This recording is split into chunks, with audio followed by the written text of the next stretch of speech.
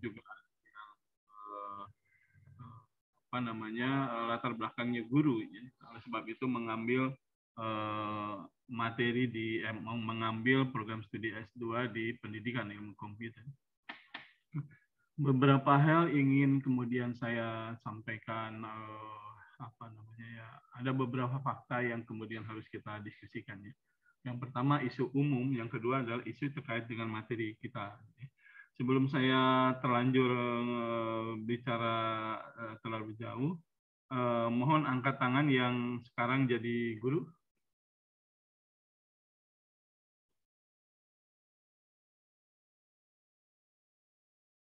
Pak Suratno, oke. Oh, Pak Asep Doni juga guru ya.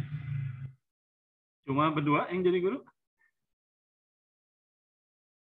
Banyak Pak, kayaknya 6 orang lebih. Karena saya ingin tahu, karena materi kita hari ini adalah pemanfaatan IT untuk edukasi. Bu Rani, Bu Maya, Dan Alex. Oh, Pak Alex nggak ada ya. Yang ada di sini cuma berdua aja, di Pak Suratno sama Pak Asep aja. Pak Asep Indra bukan guru ya? Asep Indra juga. Guru dong, Pak. Gurunya, oh enggak. Iya, Pak Alko. Pak Eri Puadila. Kang Anjar. Bukan, ya Pak Eri Puadila. Pak Eri apa dong?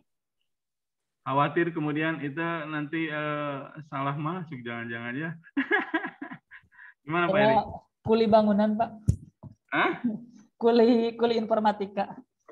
Oh gitu, oke. Berarti pembuat konten gitulah ya nanti ya. Nah, kita lihat nanti ya diskusinya. Saya ingin kita diskusi ya.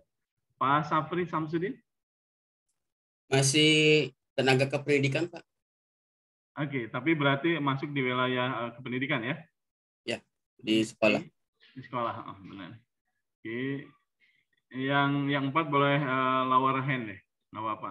Besi cangkel ya harus jadi alasan buka puasa. Terus kemudian Bu Rani mah guru kan jelas ya. Terus ya, Pak Anjar? Iya guru Pak. Oke, Pak Anjar guru, lebih banyak guru. Bu Alyan bukan guru, ibu rumah tangga Bu Alyan? Kan Pak, freelancer Pak. Pak Bayu? Developer Pak. Bukan. Developer, oke. Nah, begini, ini saya patut nggak ya ngomonginnya ya sebenarnya. Saya khawatir gitu salah ngomong, nanti aja lah yang itu, yang satu, yang kedua aja yang kedua yang ingin saya menarik. Harus diomongin nggak ya? Karena saya tidak ingin terlalu lama di diskusinya. Begini, Ibu dan Bapak, saya ingin kita kemudian diskusi dari satu paper yang saya temukan. Saya share ya papernya. Oke.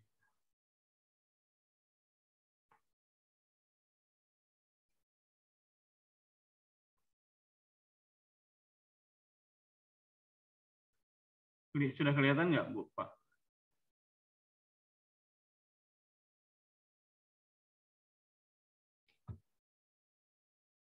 Kelihatan, Pak.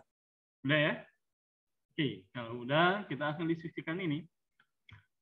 Yang pertama adalah ini diskusi kita, judulnya sih sebenarnya sudah sudah jelas nih. Jadi judulnya adalah IT in Education, Risk and Side Effect. Ini yang meneliti Pak Manfred Spitzer dari Ulm University. Jadi dia lebih ke psikologi. Jadi oleh sebab itu kemudian dia masuk ke trend in neuroscience and education. Ini nggak berbeda. Nah, sebelum kemudian kita diskusikan, saya ingin di antara Ibu dan Bapak, terutama di guru ya, di guru dulu. Nanti kemudian saya akan coba tanya ke teman-teman yang jadi developer. Pendapat Ibu dan Bapak tentang IT pada pemanfaatannya untuk pendidikan dan pembelajaran, ini seperti apa Ibu dan Bapak? Saya ingin tahu apakah kemudian memang penting, sepenting apa gitu ya IT in education itu, gitu ya. Manfaatnya seperti apa? Adakah manfaatnya menurut Ibu dan Bapak? Siapa yang akan memberi pendapat dulu? Guru dulu aja, guru. Menurut Ibu dan Bapak seperti apa nih pemanfaatan IT dalam pendidikan? Menurut saya mungkin Pak, Pak Alkon, silakan.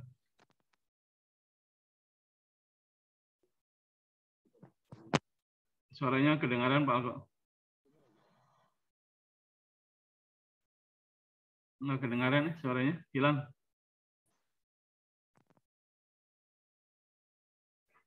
kedengaran Pak. Nah, sekarang kedengaran. Baik. Jadi kalau kita bicara mengenai kemanfaatan penggunaan teknologi IT dalam dunia pendidikan, kalau saya menilainya gini, sejauh yang saya amati Pak ya, memang kalau dibilang manfaat pasti bermanfaat sekali gitu kan. Terkhusus bagi guru-guru itu mereka mempergunakan IT, perangkat IT untuk memudahkan bagi guru untuk menyampaikan materi sehingga dalam artian materi itu mudah diterima oleh siswa gitu kan. Namun tidak terlepas juga kemungkinan kebanyakan sekolah mungkin ya memanfaatkan produk IT itu hanya sebagai pelengkap saja, dalam artian dia tidak terintegrasi langsung ke dalam pendidikan itu sendiri gitu kan. Contohnya penggunaan apa namanya atau dalam artian IT itu hanya sebagai administrasi lah gitu Pak, ya, sebagai administrasi.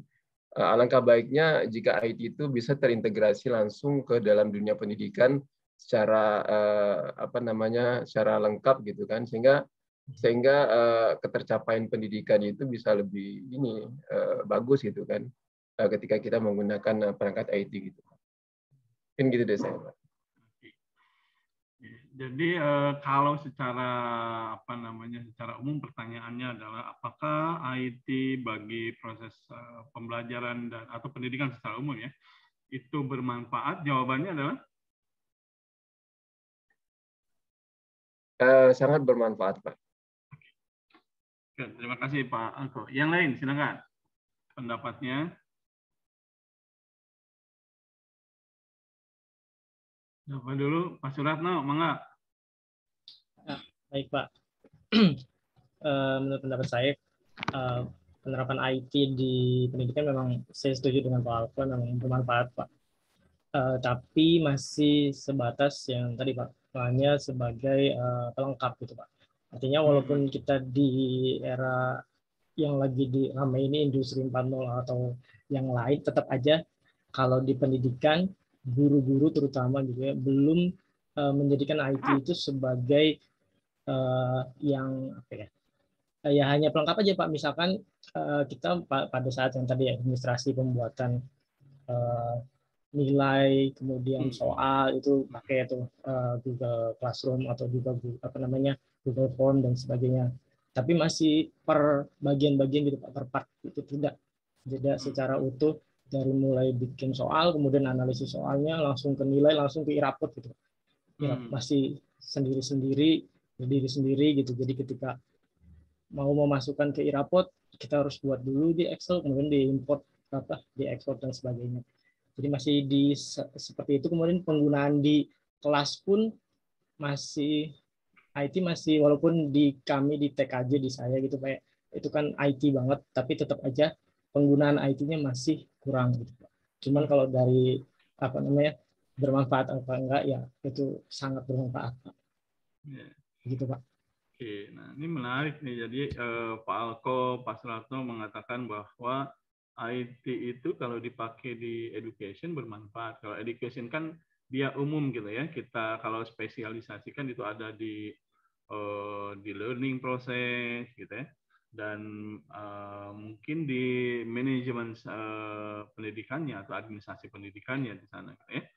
Nah, dari Pak Alko dan Bu Suratno mengatakan oke, bermanfaat, tetapi masih parsial, tidak dedicated full gitu ya. Entah itu dalam sistem atau kemudian keseharian, kesadaran seperti layaknya kita membawa handphone dalam keseharian. Sehingga kita merasa kalau handphone kita tidak ada atau ketinggalan, maka mati gaya semuanya. Apakah betul juga seperti itu, mati gaya dalam konteks manfaat atau tidak? Nah, kita diskusikan hari ini. Oke, saya ingin masuk ke Pak Asep dua-duanya nih, Pak Asep Doni, Pak Asep Indra. Pak Asep Doni, silakan Pak Asep. Oke, baik, terima kasih Pak. Mungkin kalau misalkan menurut saya terkait pendapat bagaimana penggunaan IT di pendidikan, pada intinya sejalan sih dengan apa yang dikatakan oleh Pak Suratno dan Pak Alko bahwa IT di dalam pendidikan itu sangat bermanfaat sekali.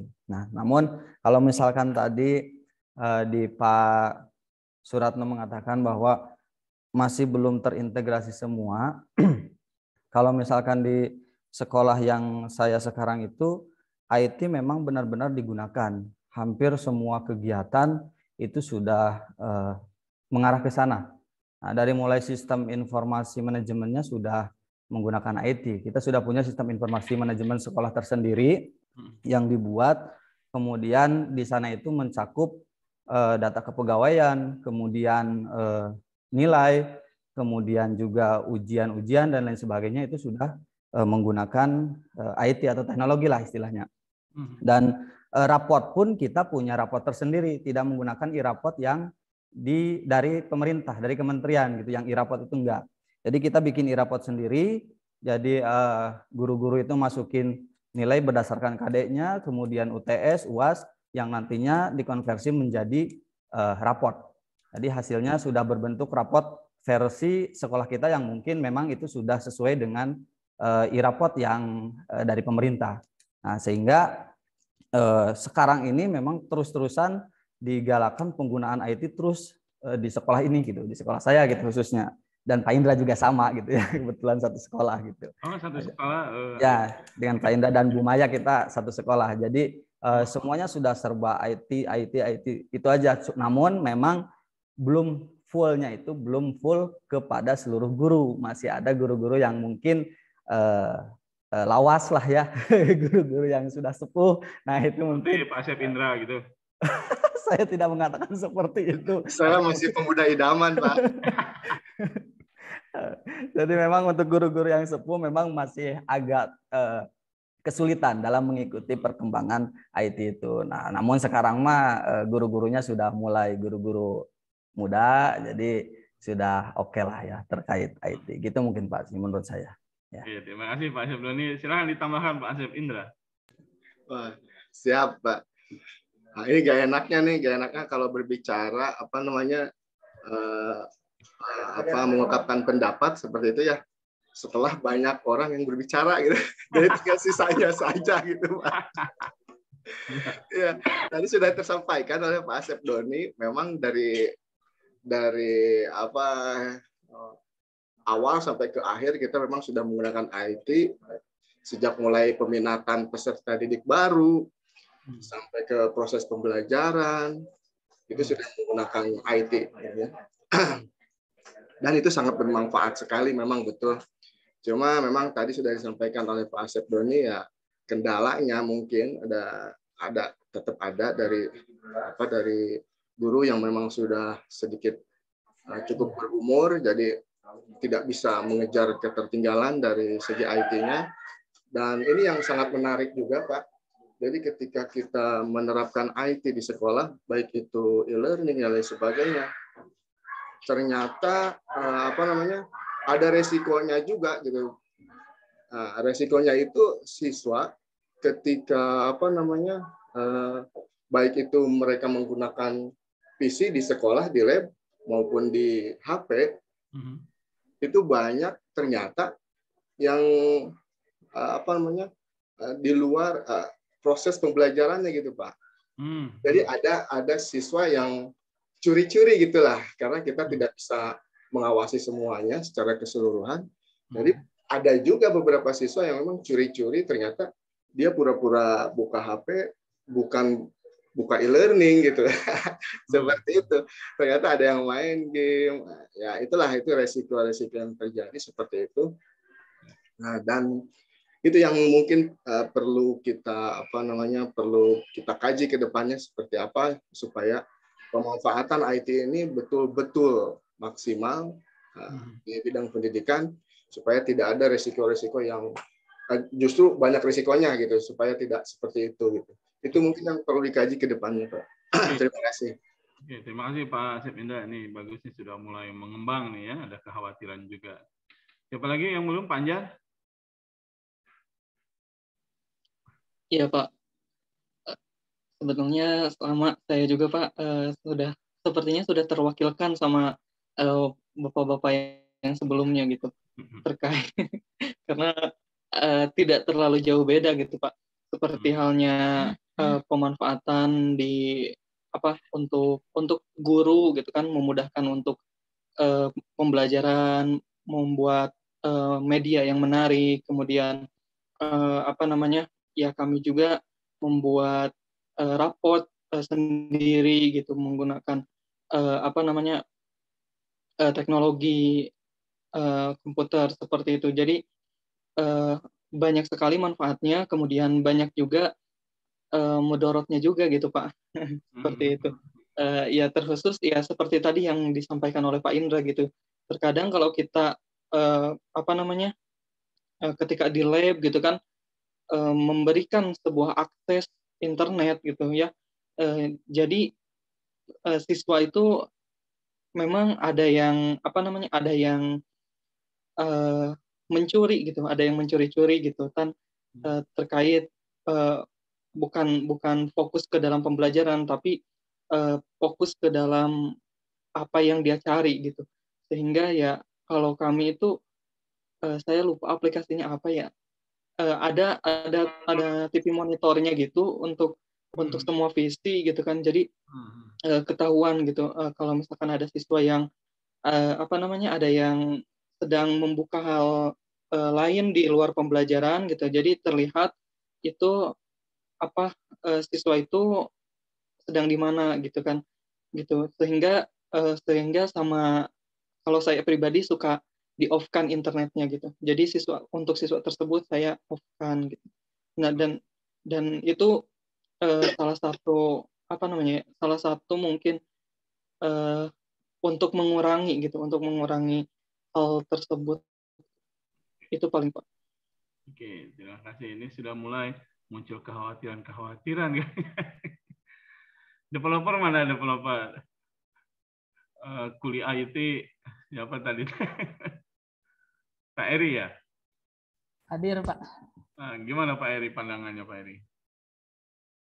Kalau kami ya Pak sebagai kuliah IT, sebenarnya sekarang para developer sudah mulai aware ya Pak, sudah mulai melihat kalau misalnya tuh banyak sekarang game yang sering dimainkan itu sekarang sudah dilimit Pak. Apanya yang dilimit? Jadi misalnya tuh kalau misalnya gamenya itu mencari gold, misalnya tuh mencari, nah itu dalam satu hari itu sekarang tuh sudah banyak game yang dilimit. Jadi tidak bisa unlimited gitu. Jadi cuma satu hari itu dapat cuma 1.000 misalnya tuh. Ada yang dibalik misalnya tuh di waktu sekarang tuh sudah banyak aplikasi-aplikasi yang seperti itu. Karena memang mengingat susahnya mengontrol user gitu Pak. Gitu. Kalau dari kami, karena saya bukan guru ya Pak, jadi saya belum ketemu dengan anak. Anak apa? Ketemu dengan siswa maksudnya. Pak Eri sudah menikah belum? Alhamdulillah Pak, insya Allah. Oh, baru insya Allah. Ponakan punya tapi? Punya Pak. Lewat keponakan tuh eksplorasi gitu ya.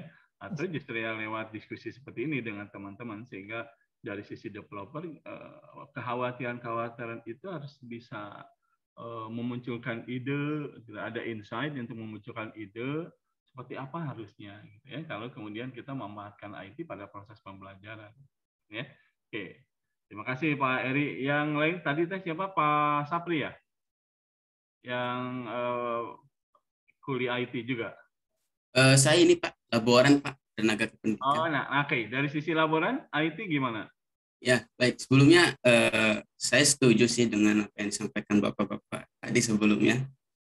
Dan memang sejauh saya mengamati di sekolah gitu, kebetulan di laboran, penggunaan IT ini memang sangat bermanfaat, ya, terutama di jurusan-jurusan di mana di jurusan itu saya khususnya melakukan atau membuat sistem inventory barang, Pak. Jadi barang itu untuk bahan-bahan pakai ataupun alat-alat yang di jurusan.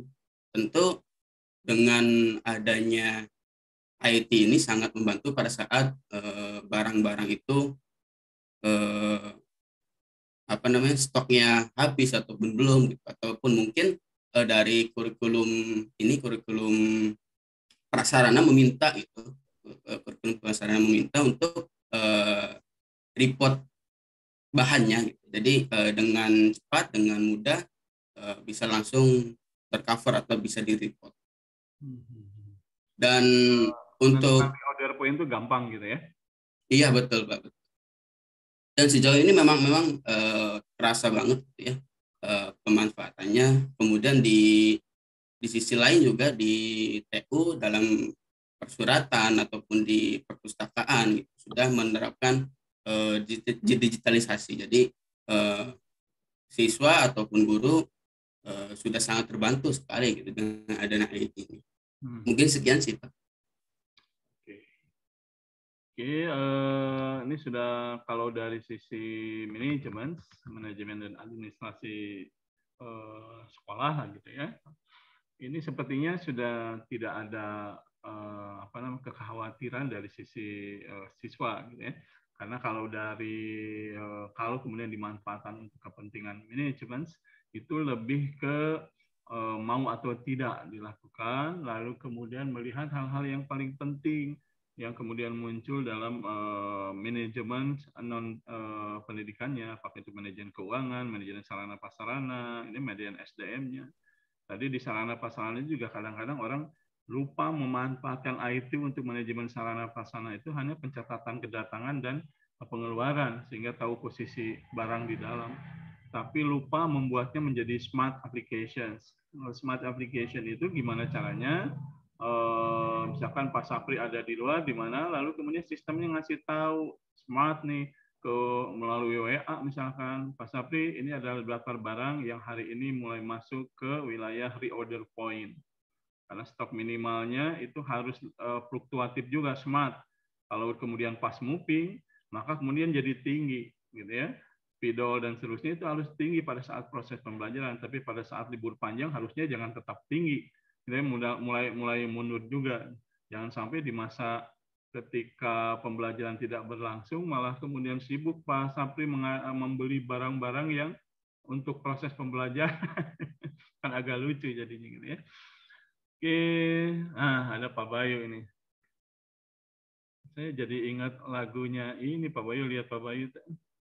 Ya Allah, lagi siapa yang istrinya Mei, aduh ya Allah, bunga terakhir gitu. Tahu nggak?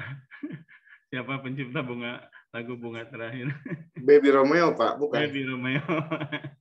Kayak Pak Baby Romeo nih, Pak Bayu. Pak Bayu ada pandangan, Pak Bayu? Ya, terima kasih Pak. Kalau dari saya mah, mungkin dulu ada pertanyaan waktu saya zaman SMA dulu kok, buka HP aja nggak boleh gitu. Tapi sekarang ini malah boleh browsing gitu ya Pak. Pak Bayu tanya nggak, kenapa nggak boleh buka HP? Ditanya Pak, enggak, saya nggak nanya, pokoknya nggak boleh aja kita sama guru tuh gitu. Samina watona aja ya. Iya, kalau saya buka HP, justru gurunya yang nanya, kenapa kamu buka HP gitu. Oh ya udah nih, saya masukin lagi HP-nya gitu. Atau laptop gitu ya. Jadi di kelas itu kalau guru udah datang, semua teknologi malah dimasukin ke kantong gitu kan. Tapi saya menemukan jawabannya Pak setelah saya kuliah di IT. Ternyata mungkin zaman angkatan saya dulu kalau dikasih internet itu kurang bertanggung jawab gitu Pak. Jadi bukan browsing, malah ya itu mencari game gitu dan lain sebagainya lah, malah kemana-mana gitu. Itu jawabannya. Nah, sayangnya saya nggak kritis kayak gini, nggak dari dulu gitu. Kalau dari dulu mungkin informasi yang saya serap itu bisa banyak banget gitu. Dan saya juga bisa menemukan minat bakat saya sendiri karena browsing gitu. Kalau dulu kan minat bakat hanya di BK aja ya, bimbingan konseling, itu seilmu-ilmunya orang yang ada di BK gitu. Kan kalau browsing itu ternyata luas banget gitu. Itu satu. Yang kedua juga tadi saya sempat dengar dari Pak Asep Doni gitu ya, disayangkan SDM-nya yang tidak mumpuni atau apa gitu ya untuk memanfaatkan teknologi IT. Sebenarnya itu tugasnya IT untuk mempermudah user kan ya Pak. Namanya juga kan RPL gitu ya, rekayasa perangkat lunak. Makanya itu bisa direkayasa sedemikian rupa agar istilahnya itu user friendly. Nah, makanya sayangnya di mana tidak mampunya gitu, seharusnya kan itu tugas kita untuk membuat mempermudah lah kayak gitu. Itu sih Pak, hanya 2 poin itu yang saya kritisi mungkin Pak. Oke, terima kasih Pak Bayu, masukannya didengar sama developer Pak Eri. Kelihatan nih kayak gimana nih harusnya ini tantangan ya. Bu Olyan? Bu Olyan tadi posisinya bukan sebagai ibu rumah tangga katanya kan ya? Apa katanya tadi ya? Lupa saya. Bu Olyan, halo, ada? Masak berarti. Ada Pak, lagi ngurus di bank dulu Pak, bentar. Oh, ya udah. Maaf ya. Pak. Kayaknya tuh. Khaidatul Nikmah, Bu Nikmah, Ibu ya berarti ya? Ada yang mau disampaikan Bu? Iya Bu Pak. Ya, okay. Saya lagi, lagi ngantri di bank. Sebentar, nggak apa-apa. Saya izin off cam ya. Kebetulan kan kalau saya itu bukan guru ya Pak, tapi saya kerjanya di sekolah, jadi tenaga kependidikan. Boleh untuk penggunaan IT dalam pembelajaran itu menurut saya memang sangat bermanfaat. Namun kalau dari sisi siswa ya, dari berdasarkan sekolah yang saya ini, itu tetap butuh pendampingan khusus seperti itu Pak, karena memang dari siswanya sendiri ini masih sering tidak bertanggung jawab dengan amanah yang sudah diberikan. Contohnya, misalnya kan di sini kita pembelajaran itu menggunakan Samsung Tab gitu Pak. Namun kita udah pasang untuk lisensi Knox-nya itu. Jadi beberapa URL itu kita blok ya. Siswa-siswa itu dilarang akses. Tapi tetap aja yang namanya mereka itu tetap pinter gitu. Banyak mereka yang tetap bobol, misalnya dia akses pakai web proxy seperti itu. Gitu Pak. Jadi memang ada akhirnya jadi pro dan kontra gitu di antara masing-masing guru juga gitu. Oke, terima kasih Bu Nikmah, Bu Alyan. Ini kalau semuanya. Baik, Bu Rani saya pikir sama ya dengan Pak Asep dan Pak Asep gitu karena satu kampus. Pak Sopran sekali terakhir. Pak Sopran ada? Ada Pak. Lagi tidak lagi sibuk? Enggak sih Pak, insya Allah enggak. Oke, silakan. Sebelumnya mohon maaf Pak karena saya jadi ikutnya telat. Tapi kalau yang saya dengarkan itu, menurut saya memang dalam sisi kalau pengguna teknologi itu kan lebih memudahkan siswa. Tapi pada nyatanya kan kalau saya kan mengajar di kategori MTS atau SMP Pak. Nah mereka itu kalau misalkan menggunakan HP itu kebanyakan malah bukan yang diperintahkan oleh gurunya, misalkan untuk searching pelajaran atau untuk mempelajari sesuatu, melainkan mereka bawa HP malah dijadikan untuk ya sarana mereka bermain game. Gitu. Jadi untuk di sekolah saya sendiri itu melarang keras untuk membawa ponsel. Tapi misalkan kalau misalkan ada beberapa tugas dari gurunya, itu biasanya nanti HP-nya boleh dibawa ke sekolah, namun dititipkan ke gurunya, biasanya seperti itu. Oke. Dan ada lagi? Sekian Pak, terima kasih. Oke, terima kasih. Nah, Ibu dan Bapak, hari ini di pagi hari kita mulai melihat nih. Jadi saya ingin begini karena ini bentuknya kajian, bebas berpendapat secara subjektif. Tetapi karena kita akademisi, tentu saja pendapat kita harus didukung dengan hasil riset orang lain atau melakukan riset sendiri. Ya. Nah, banyak di antara kita yang seringkali mendengar tentang manfaat dari IT. Tapi terkadang kita juga bingung juga ya, seperti apa kemudian sisi manfaatnya. Risiko dan side effect ya yang kemudian dimunculkan di dalam paper ini itu menarik untuk kemudian kita bahas ya, sejauh mana dia meneliti apakah benar atau tidak. Ya, kita akan lihat sendiri ini. Nah, paper ini di launching di Elsevier 2014. Jadi masih dalam kurun waktu terbaik untuk memanfaatkan kontennya karena masih dalam kurun 10 tahun. Ya. Bagusnya sih 5 tahun. Ya. Kebetulan saya dapatnya yang ini. Nah, yang menariknya adalah dia masuk di majalah Trend in Neuroscience and Education. Jadi dia lebih konsentrasi masuk ke wilayah pemanfaatan IT untuk proses pembelajaran. Tapi kita coba lihat abstraknya dia, 2014 nih memang abstraknya dia. Mohon dibantu yang bahasa Inggrisnya bagus, khawatir saya salah mengartikannya. Ya, dia bilang bahwa pemanfaatan IT di dalam pendidikan atau pembelajaran ternyata membawa berbagai macam resiko dan dampak, ya, dan dampak nih, which are often overlooked or play down, yang kadang-kadang istilahnya overlook gitu ya. Jadi yang membawa resiko yang kadang sering diabaikan atau kadang diremehkan gitu ya. Ini di play down, overlook ya, tidak dilihat, nggak penting lah itu katanya, carries risiko dan efeknya. Tetapi yang menarik dari diskusi ibu dan bapak, beberapa di antaranya menyampaikan tentang dampaknya justru kan gitu ya, dan resiko seperti yang tadi sampaikan oleh Pak Asep Indra, gitu ada resiko nih. Pak Bayu juga kalau kritis betul ya, kadang-kadang kita, aduh kenapa gua nggak kritis dulu zaman SMA gitu ya. Dan Pak Bayu ternyata sami'na wa ta'na sama gurunya, termasuk siswa yang baik hati, jujur, tidak sombong, dan nurut sama guru. Padahal kenapa kadang kita kritis itu khawatir melanggar norma, gitu ya, melanggar norma. Cuma kritis itu kan sebenarnya dalam bentuk pertanyaan itu kritis, ya. Cuma kadang-kadang kan ketika kita belajar, ini mumpung bulan puasa, kadang-kadang kita membelajarkan menggunakan akal.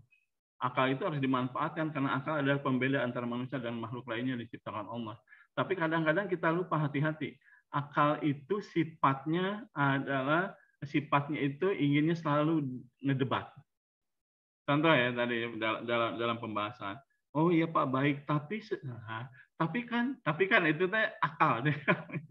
Kan jauh lebih baik seperti tadi Pak Asep Bayu harusnya, Bu, ini kenapa nggak boleh anu. Tapi kan Bu, itu akal yang main tapi ngedebat, dan itu pembawa hasilnya tidak akan jauh lebih baik. Baiknya akalnya dibawa ke arah mencari ilmu dengan cara mengkonfirmasi, bukan mendebat. Oh gitu Pak, apakah benar ini teh? Nah itu namanya konfirmasi, jauh lebih baik. Ya. Nah kita lanjutkan. Ini sekedar sharing saja dengan materi ceramah saya nih harusnya nanti minggu depan. Tapi ini menarik. Nah jadi ternyata resiko dan dampaknya cenderung tidak baik ya, karena ini disandingkan dengan risk dengan resiko, sehingga konon menurut penulisnya hal itu kadang tidak diperhatikan dan diremehkan. In this paper, example from published literature, yang dari beberapa literatur yang sudah dipublish, ternyata terbukti atau paling tidak dia menyampaikan menunjukkan, terbukti dia ingin menunjukkan sisi jeleknya IT di dalam pendidikan. Gila banget kan ya ini. Ini saya pas baca ini, ada apa nih gitu ya. Demonstrate the downside of IT in education. Jadi dampak, kalau upside barangkali bagus, downside berarti dia jelek bahkan gitu ya, dampak jeleknya yaitu typing, mengetik atau menulis gitu barangkali ya. Jadi menunjukkan bahwa mengetik itu mengganggu proses proses reading and writing. Jadi mengetik itu mengganggu proses membaca dan menulis. Nah, ini apa nih maksudnya? Ini menarik nih. Nanti kita bahas bersama-sama ibu-ibu dan bapak apa nih ini maksudnya kan. Lalu kemudian dia tuliskan gangguan membaca dan menulis itu juga sesungguhnya mengganggu impairs learning and memory. Jadi proses pembelajarannya justru terganggu dengan kegiatan typing memanfaatkan IT maksudnya gitu ya. Jadi gangguan terhadap mengetik itu mengganggu proses membaca dan menulis itu akhirnya mengganggu juga proses pembelajaran secara keseluruhan dan mengganggu juga daya ingat yang dipakai untuk proses pembelajaran siswa. Paham ya sampai di sini ya? Nih, ini sampai di sini saya agak apa nih orang nih gitu ya. Lalu IT lead to shallow processing. Nah, ini juga dia bikinnya luar biasa nih sebenarnya gitu ya. IT mengarah pada pemrosesan yang dangkal. Oke. Ya shallow processing nih, dangkal banget dia bilang gitu ya. Lalu kemudian dicontohkan dengan jumlah pembelajaran yang lebih sedikit kira-kira dibandingkan dia menggunakan Google. Jadi proses pembelajaran itu kenapa? Karena dia anggap itu shallow processing, karena ternyata penggunaan Google lebih tinggi dibandingkan dengan buku, jurnal atau newspaper. Ini terjadi ya, betul ya? Supaya lebih cepat maksudnya gitu ya. Sementara WLAN gitu ya, di ruang kuliah atau di ruang kelas itu menyebabkan penurunan belajar mahasiswa atau student atau siswa karena terjadi semacam distraction. Sebelum kemudian saya baca ini, Ibu Bapak-bapak tadi sudah menyampaikan. Ya. Tadi saya ingat Pak Bayu, lalu kemudian siapa lagi tadi ya? Itu resiko dari pemanfaatan IT di kelas itu ada distractions. Distractionnya itu nggak uncontrol banget nih sama gurunya. Gurunya semangat ngomongin apa, nih dipakai IT dan seterusnya. Anaknya juga pakai komputer, tapi ketika dicek dia seolah serius. Ya serius lah, karena dia sedang memainkan game game petualangan ya. Lagi ngomong game petualangan dan mencari emas seperti yang tadi Pak Eri Podelia sampaikan, dan dia baru mencapai 900 belum 1000 Pak Eri. Ya, dia lagi aja gitu. Ini luar biasa. Dia lagi mencari apapun yang kemudian di luar dari konteks pembelajaran hari itu. Distraction ini itu pasti terjadi jika di kelas mahasiswa boleh membuka laptop. Lalu kemudian ada WLAN yang dimaksud, nih wireless LAN gitu, wireless LAN, ada kemudian fasilitas akses internet di sana terbuka, itu pasti. Jangan kata anak SD, SMP, SMA, di perguruan tinggi juga begitu. Makanya saya suka sebel juga kalau kemudian mereka diminta membuka, lalu Pak saya lagi mencatat sebenarnya. Iya boleh, tapi kan dia juga distraction juga sebenarnya, mau tidak mau ada proses itu. Nah, jadi pertanyaannya adalah sampai di sini, maka pertanyaannya bagaimana caranya tetap memanfaatkan wireless LAN gitu dalam proses pembelajaran, tetapi siswa tidak boleh distraction. Yang gilanya kan ke game yang di luar dari konteksnya. Gimana caranya? Tadi ada yang kemudian Bu siapa yang tadi yang Bu Nikmah itu menyampaikan sudah blocking gitu ya. Tapi mahasiswa ini belum belajar IT benar juga dia bisa mencari tahu di internet bagaimana caranya gitu ya. Keluar dari hal ketidaknyamanan mereka. Mereka menyebutnya itu pasti tidak nyaman. Nah, yang saya pernah pelajari adalah itu sekolah itu bangun classroom management yang bagus. Jadi di dalam kelas itu, kelas masuk itu infrastrukturnya sudah ada. Di setiap meja itu komputernya sudah ada. Lalu kemudian si gurunya itu dia punya juga interface di aplikasi classroom management yang dipakai hari itu, tapi dia full manajemen dan full monitoring. Siswa itu yang bisa dibuka hanya aplikasi itu, nggak bisa kemudian ke yang lain-lain. Nah, bahwa mereka unconvenient, lalu kemudian tidak nyaman, is no problem. Yang penting kan tanpa IT juga begitu prosesnya, gitu ya. Oke. Kita lanjutkan, Ibu dan Bapak. Nah, mana tadi WLAN electric cost decrease lain. Oke. Finally, IT cause IT addiction. Benar kan ya? Ini pasti saya pikir Ibu dan Bapak setuju bahwa pada akhirnya IT menyebabkan kecanduan ya pada sejumlah belajar hingga hampir 20%. Ya, 20% ini mungkin saya belum baca tuntas nih angka 20-nya. Apakah itu berarti dari kuantitas orang, dari 120 orang itu jelas kemudian kecanduan, gitu, atau saya lebih ke sana preferensinya, atau satu orang dalam proses pembelajaran dari jam sekian sampai jam sekian, 20% itu keganggu karena dia kecanduan IT. Jadi nggak nyaman kalau kuliah, seperti Ibu dan Bapak nih, lagi kuliah dengan saya. Kepikiran gamenya. Kalau Ibu dan Bapak sering main game, itu tidur pasti dikejar-kejar game, atau seolah-olah masuk ke gamenya. Gitu. Atau saat-saat kita diskusi, itu suka kebayang ngelintas secara virtual game kalian. Gitu ya. Itu selalu begitu biasanya. Nah, berikutnya yang terakhir tadi insam gitu ya. Jadi singkatnya kira-kira risiko dan efek samping IT yang diketahui ini sangat kontras dengan manfaat yang sering diklaim oleh sebagian orang tetapi tidak terbukti gitu ya. Jadi ini luar biasa. Jadi dia meneliti nih bahwa ternyata resiko dan side impact jelek IT-nya itu kontras nih. Dan dia berusaha compare kontras dengan sisi manfaat yang seringkali digaungkan orang. Tapi largely unproven possible benefit. Kadang tidak disertai dengan datanya seperti apa. Gitu. Ini yang menarik nih. Wah, saya pikir ini luar biasa nih. Makanya saya bawakan untuk Ibu dan Bapak. Nah, terakhir ada kalimat edukator and policy maker should take note. Jadi hal ini harus diperhatikan oleh para pendidik, juga para pembuat keputusan di bidang pendidikan. Ada komentar dulu sampai di sini? Ini riset ya, karena ini Elsevier lagi kan, Elsevier. Jadi bukan jurnal abal-abal nih, luar biasa dimanfaatkan. Oke, ada yang mau komentar di sini? Karena saya jadi ingat skripsinya teman-teman Pak Asep Doni dan kawan-kawan dulu ya. Kan seringkali kawan-kawan di mahasiswa pendidikan ilmu komputer S1 itu bikin apa Pak Asep bikin media, lalu kemudian dia ujikan media itu dan akhirnya kesimpulannya bahwa media yang dipakai mampu meningkatkan kepahaman siswa dilihat dari peningkatan nilai. Grade nih, nilainya meningkat meskipun tanpa pakai kelas kontrol gitu. Kadang-kadang ini luar biasa nih. Oke. Kalau ada yang mau pendapat, silakan. Ada pendapat dulu atau kita lihat dulu yang lain ya. Nah, di sisi ini, di sisi asli.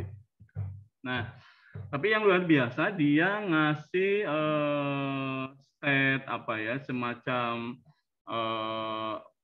apa ya, fondasi, bukan fondasi ya, apa namanya ya, dasar bagi dia untuk mengatakan ini. Salah satunya adalah ketika kemudian dia menyampaikan hasil penelitian di Cina sana, ya, hasil di penelitian di Cina sana di awal tahun 2013 dia bilang. Ya.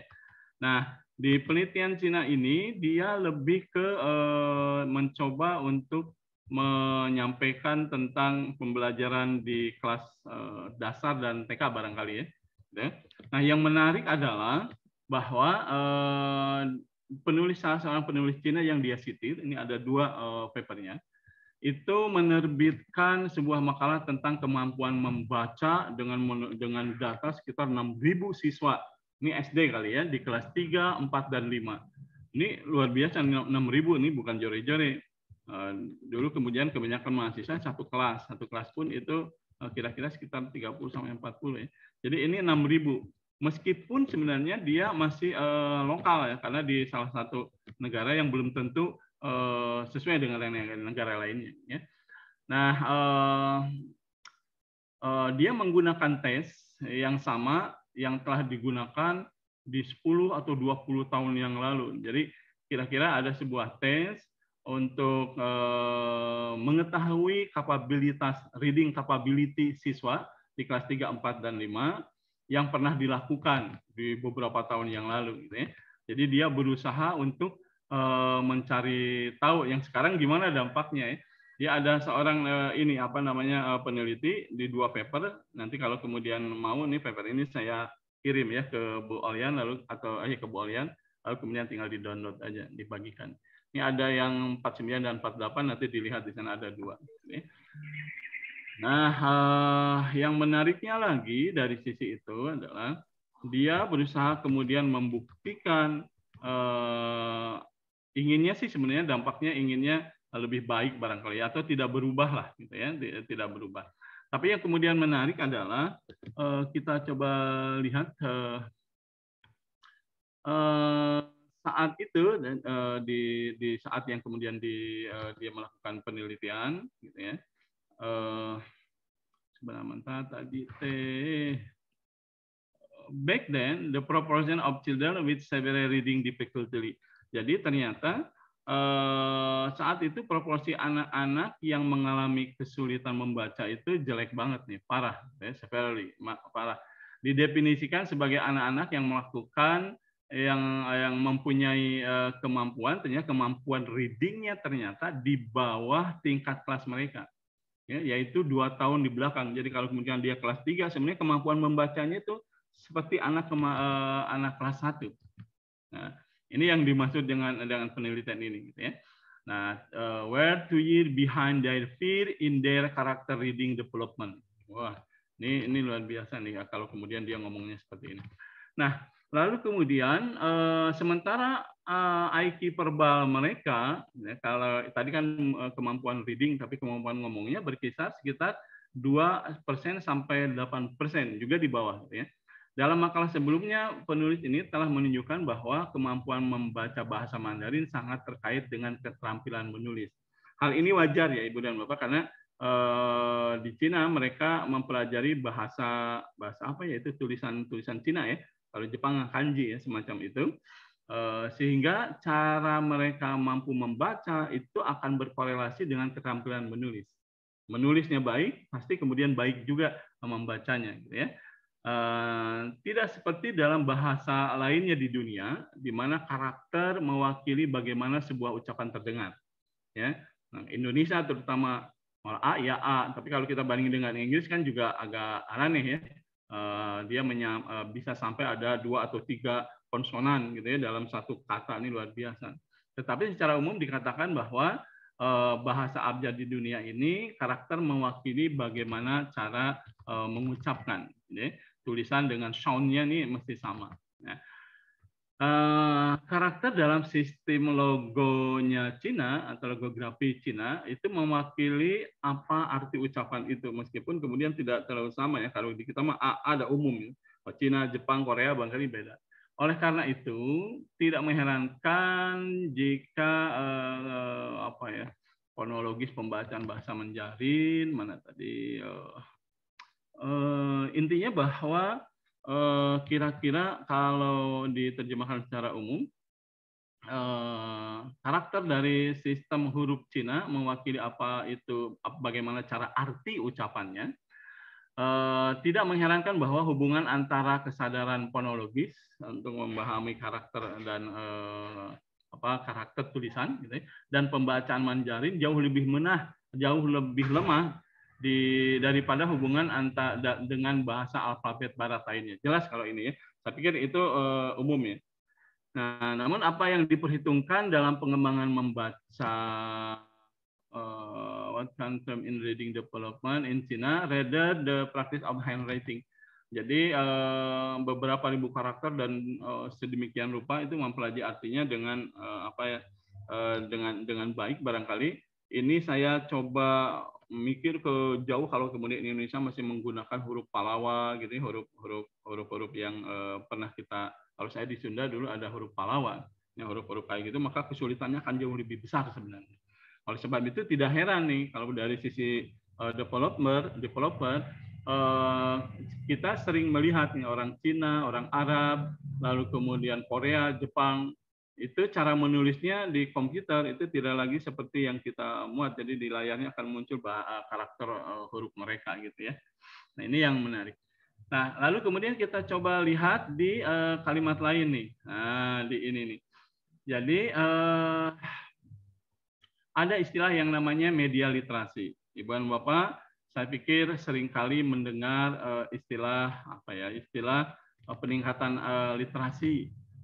Tadi sudah disampaikan bahwa ketika IT akan dipakai, akan digunakan, maka yang paling penting diantaranya adalah literasi IT dari para pengguna ini harus harus bagus dulu nih, harus ditingkatkan gitu kan ya.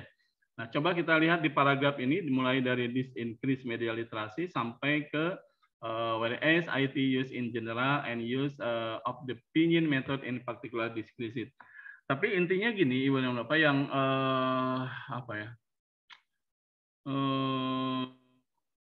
intinya kalau kemudian kita berbicara sebagai media literasi, itu kira-kira secara umum artinya adalah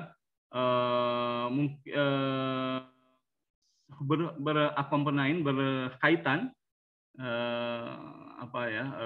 berkaitan dengan penurunan kemampuan membaca.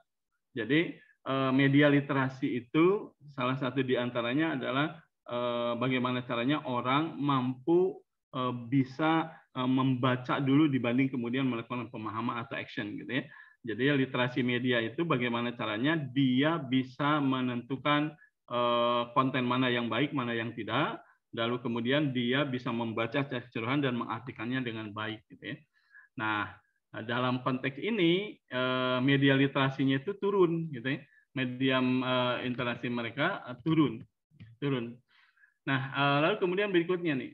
In this study clearly demonstrate that teaching the use of IT in classroom setting can have several side effect. Jadi apa yang tadi dikhawatirkan oleh Pak Asep siapa tadi itu? Pak Asep Indra, itu benar adanya. Benar adanya bahwa apa yang kita khawatirkan itu muncul. Dan ketika kemudian dia muncul, kitanya yang harus berpikir juga ya, karena saya khawatir begini sebenarnya Ibu dan Bapak dengan materi yang hari ini. Saya sering kali bukan mengkritisi ya mengkritisi lah hasil kemudian kawan-kawan di prodi saya di UPI, teman-temannya Pak Asep Dani, ketika kemudian mengambil kesimpulan yang tentang bagaimana caranya IT melalui kemudian apa yang dia bikin, media pembelajaran umumnya, itu sangat bermanfaat dalam meningkatkan satu pemahaman siswa. Ini kalau ini soal kepemahaman, kalau pemahaman masih di bahkan masih di lower order thinking ya Pak Asep ya, masih di dalam lot sebenarnya. Jadi hampir semuanya teman-teman larinya ke pemahaman itu. Saya pikir bisa nggak lari ke high order thinking, kemampuan analisis, gitu, membandingkan, mengevaluasi.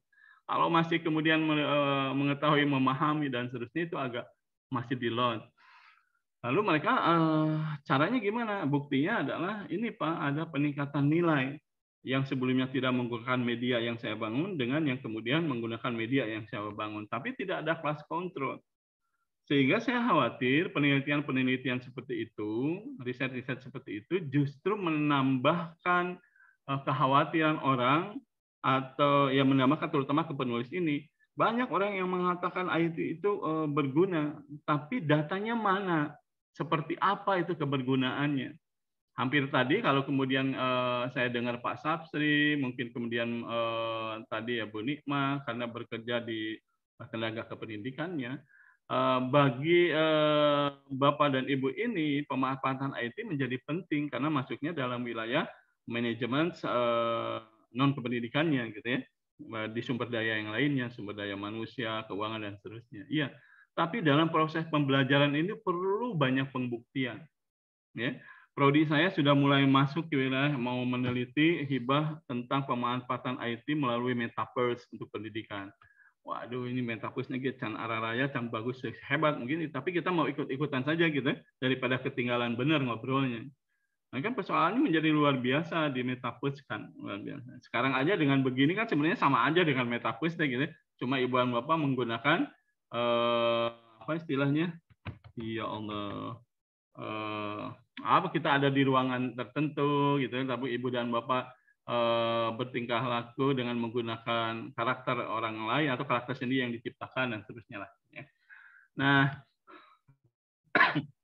studi ini, lalu kemudian kita lihat bacaannya di studi clearly atau kemudian studi ini dengan jelas menunjukkan bahwa mengajarkan pemanfaatan IT di ruang kelas sebagai seorang pendidik itu memiliki efek samping yang luar biasa atau severe ini parah sebenarnya. Ini kalau pakai bahasa aslinya jadi ada banyak efek samping yang parah nih. Lah, ini teh deg-degas nih kita nih. Nah, Para penulis dan seterusnya menyatakan bahwa ini kalau di Cina ya, bentar dulu saya mau intinya dalam 3 bulan menggunakan IT, pendidikan sudah cukup untuk pencapaian budaya, mungkin ya sekitar itu ya. Sekitar ini tidak terlalu penting di sininya. Kita coba ke mana ya? Nah, saya ingin ini aja dulu deh, ingin melihatkan gambar ini. Ini di kiri adalah apa ya? Dia ingin menyampaikan bahwa guideline for computer internet use for preschool. Preschool itu berarti tingkat TK ya mungkin ya, yang ditemukan di Australian Ministry. Jadi dia berusaha, tidak sedikit memang ada kesulitan dari sisi linguistik dengan menggunakan komputer. Terutama kalau menggunakan ini nih, ada simbol smiley, lalu kemudian istilah artinya apa dalam bahasa Jerman dan seterusnya. Tapi kemudian saya ingin memberikan hal yang menarik yang ini, Ibu Nova nih. Nah, ini apa ya artinya? Main research of Austrian study on the effect of classroom computer on school grade, ya peningkatan nilai ini yang sering dipakai oleh teman-teman kita ya Pak Syafdani. Ternyata there is no difference in the average grade gitu, of children with or without computer dari kelas 4 sampai kemudian kelas 6. Ini penelitian di Austria, Ibu dan Bapak. Ternyata nggak ada tuh sebenarnya dampak yang jelas atau yang kemudian sangat terlihat, terutama dampak kebaikannya dari sisi peningkatan nilai ya, school grade. School grade itu apa ya? Kalau diartikannya jadi apa nih kalau school grade nih? Apa ya? Ini kelas mungkin ya, bukan nilai ini, kelas mungkin ya school grade. Tapi yang menarik adalah pernyataan ini, there is no difference in the average grades.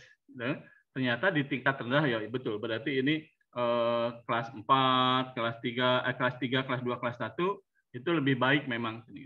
Tapi di kelas 4 sampai 6 itu tidak ada perbedaan apa-apa antara kelas yang khusus menggunakan komputer dengan yang tidak. Apa pendapat Ibu dan Bapak? Ini riset mereka nih, gitu ya. Saya nggak tahu ada riset sejenis nggak di Indonesia, gitu ya. Kalau Ibu dan Bapak pakai ini benar nggak? Tidak ada dampaknya. Sementara kita semua mohon maaf nih, menggaungkan bahwa pemanfaatan IT itu menjadi sangat penting, tidak bisa tidak, sangat penting. Tapi ternyata penelitian di Austria, nih kalau kita selalu menggunakan apa namanya literatur orang lain, ya penelitian orang lain, gitu ya, itu ternyata menyebutkan bahwa tidak ada tuh perbedaan, sama aja tuh, gitu ya, baik menggunakan komputer maupun tidak.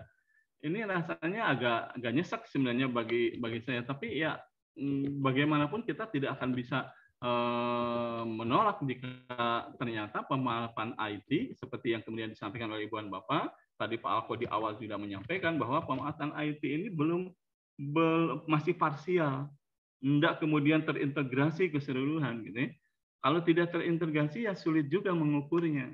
Karena kalau kemudian kita meneliti seperti penelitiannya teman-teman Pak Asep Doni dulu, itu menggunakan kelas ini. Dia bikin media untuk kelas ini. Uji cobanya di kelas ini. Bahwa kelas ini meningkat, iya. Kelas yang lainnya jadi terabaikan. Nggak tahu juga karena kita menggunakannya secara parsial. Nah, begitu ya Ibu dan Bapak.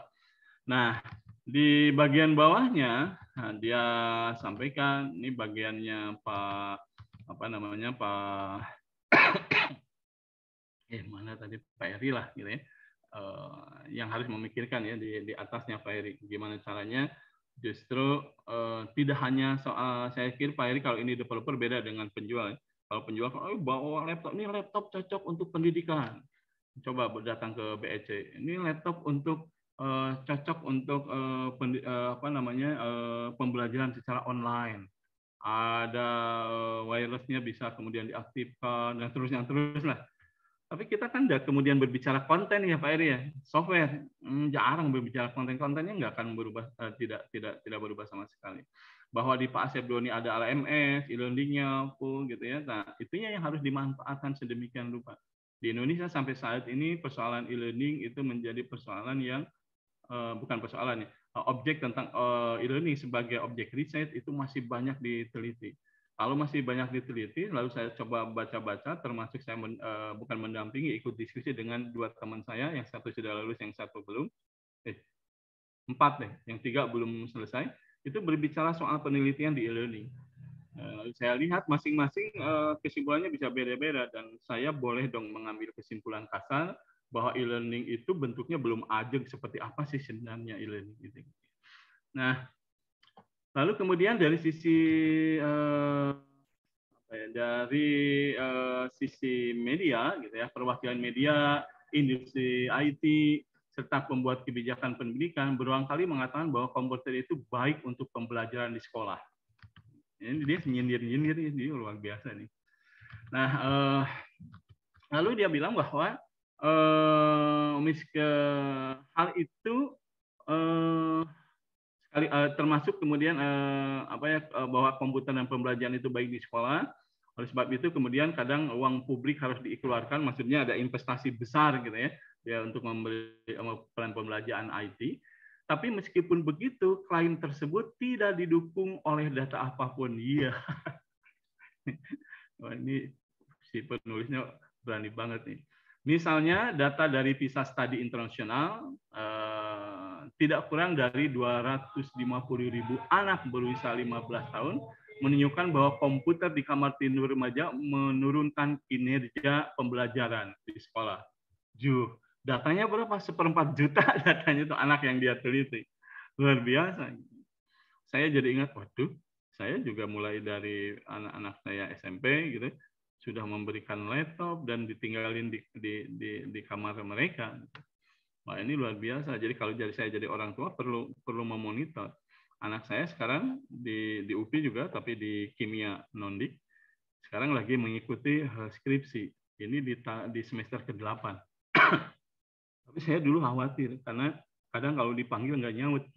Wah, ini anak dipanggil sama ayahnya yang mantan pemuda idaman nggak mau noleh, padahal dia perempuan gitu. Pas dilihat ternyata lagi pakai headset, dilihat ternyata lagi ngerjain, tapi kemudian musik lagi jalan dan seterusnya. Saya khawatir banget.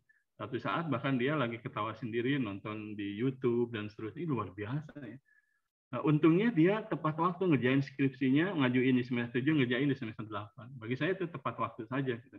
Nggak ngolong gitu. Dan bagi saya jadi akhirnya membingungkan bahwa IT itu betul pasti bermanfaat, tapi datanya yang real seperti apa, begitu. Sementara ada data yang kemudian jelas disampaikan oleh peneliti ini bahwa jelas menampilkan bahwa menyimpan komputer, memberikan komputer di ruang kamar tidur remaja itu ternyata menurunkan kinerja dia dalam belajar di sekolah.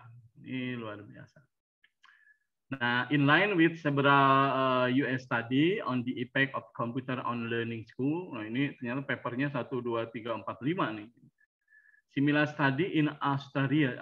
Jadi ternyata sama nih dengan penelitian di Austria dan Jerman yang tadi disampaikan. Menampilkan bahwa komputer have paling tidak no positive impact on learning. Ini agak brengsek juga ya pemikirannya. Coba kita lihat gambarnya. Gambar berapa ini? Katanya di gambar figur 24. Oke, ini nih. Figur 24 bukan ini ya. Figur 2. Oh, figur 2. Maksudnya yang ini gitu ya. Kan tadi sudah disampaikan rata-rata memang tidak ada dampaknya. Lalu kemudian figur 3 yang ini Jerman kali ya. In sum, nah ini tolong tangan saya kelihatan ya di sini. In sum, the study was unable to demonstrate that working with notebook lead to better achievement and competencies or improve learning behavior. Gimana Pak? Terus kalau saya sih akhirnya, gila bener nih. Jadi tadi sama dengan di Amerika juga penelitiannya ternyata tidak jauh beda hasilnya dengan di Austria dan Jerman, dia bilang gitu. Nah di sini di gambar 3 ini, nah in sum secara keseluruhan gitu ya. This study was unable to demonstrate. Studi ini tidak tidak memberikan hasil tentang achievement dan kompetensi yang meningkat kalau kemudian proses pembelajarannya menggunakan IT. Ternyata ini tidak sama sekali meningkat. Ya. There was a tendency of pupil with notebook to be more distracted. Nah, ini nih.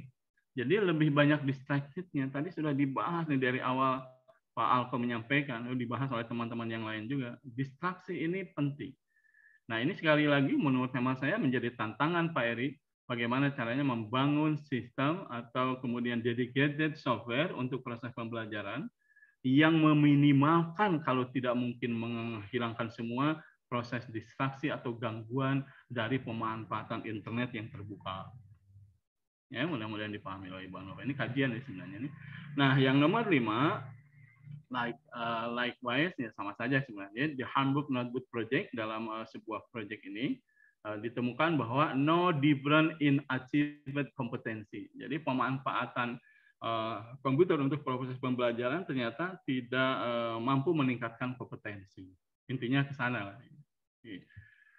Nah, lalu kesimpulannya apa sih sebenarnya pada riset ini? Kita nyari ke yang lain. Kalau gambar ini mah sama ya, kalau kemudian mereka berdua lagi belajar, katanya distraksinya adalah dia melihat punya orang lain, yang orang lain temannya juga melihat punya dia sendiri. Ini kalau didekatkan memang gitu biasanya gitu. Jangan kata laptop ya, HP aja pada liatin di HP lu gimana dia kan luar biasa. Oke, nah ini ininya apa namanya kalimat penutupnya, kesimpulan sebenarnya. Sebentar, mau gilein dulu. Oke, kita lihat di sum up, kesimpulannya kira-kira gitu ya, yang bisa kemudian ditarik dari tulisannya dia adalah ringkasnya atau kesimpulannya adalah media digital itu menimbulkan resiko dan efek samping yang serius bila digunakan dalam lingkungan pendidikan. Ini benar nggak terjemahan saya ya? Bahwa media digital itu kalau ditempatkan di pendidikan gitu ya, akan menimbulkan resiko dan side effect yang serius jika kemudian kita pakai di dalam proses pendidikan. Ini kesimpulan luar biasa kan ya. Ini sangat bertolak belakang dengan pembukaan prodi S2 Pendidikan Ilmu Komputer. Bertolak belakang banget ini. Lebih-lebih ke S1-nya ini bertolak belakang banget gitu ya. Nah, they are distracting. Nah, ini yang tadi yang seringkali tadi kita diskusikan ya. Mereka IT gitu ya, itu distraction, mengganggu. Khususnya ketika digunakan untuk pembelajaran kegiatan yang tidak berhubungan dengan course apa ya, jadi in particular when used for non-course relative activity. Ya, jadi ketika pembelajaran mungkin ia berguna, tapi ketika kemudian ada gangguannya itu yang tidak terkait dengan pembelajarannya. Nah, ini yang terjadi.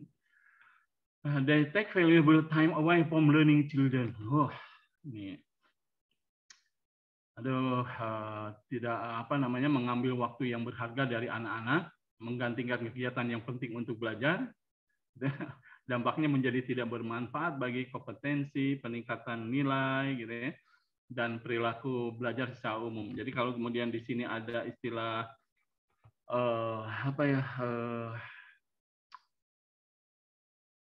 grade lah kira-kira, and they do not appear to beneficial to competency and grade. Grade ini berarti termasuk peningkatan mengerti, memahami gitu ya. Ini ternyata kalau di sini kalau kemudian saya pakai ini berarti bertolak belakang Pak Asep Doni dengan penelitian semua yang dikerjakan oleh teman-teman kita, oleh kakak kelas teman-teman Pak Asep Doni dan kawan-kawan lah. Bahkan yang sekarang juga masih prototipe stereotipnya masih begitu. Nah, oke, di sini kira-kira ketika kemudian dia mengambil waktunya secara umum dan tidak ada peningkatan yang berkorelasi baik. Nah, mengingat tingkat pembelajaran yang lebih tinggi pada anak-anak yang lebih muda di prasekolah, terutama penelitian sebenarnya di prasekolah kebanyakan. Bagi saya mereka tampak paling rentan. Jadi pemanfaatan IT untuk younger children di preschool itu yang paling rentan tidak bermanfaat, karena justru dalam tanda kutip mengajarkan mereka, dalam tanda kutip ya, secara tidak langsung mengajarkan mereka untuk belajar selalu terganggu dengan pemanfaatan IT. Paham nggak Ibu maksudnya ke sana ya? Di preschool gitu.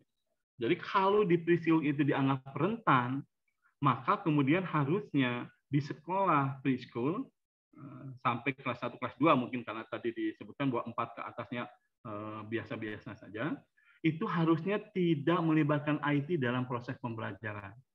Jadi hubungannya humanisme antara guru dan anak, begitu aja. Jangan pakai IT, dia bilang gitu. Karena kalau pakai IT, dia lebih mudah terganggu, teralihkan perhatiannya. Teralihkan dari konten pembelajaran saat itu, dan teralihkan dari fokus ke gurunya. Karena di preschool ternyata guru itu benar-benar role model yang paling utama dan harus 100% ke gurunya. Beda dengan sekolah mulai tingkat, apalagi SD 4, kelas 4, 5, 6, lalu kemudian SMP dan SMA agak berbeda.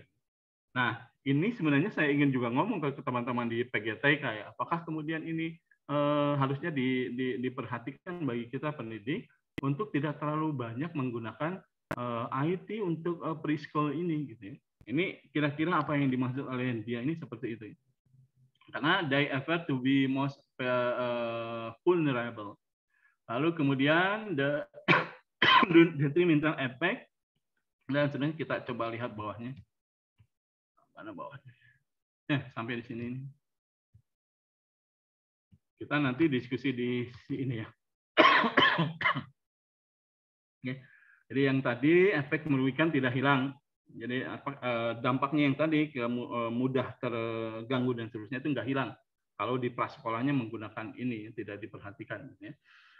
Nah, berikutnya ketika kemudian orang dewasa dan muda harus tahu lebih banyak apa yang harus dilakukan selama proses belajar, maka harusnya pemanfaatan IT itu menjadi kalau alat untuk justru dia lebih exploring lebih dalam harusnya.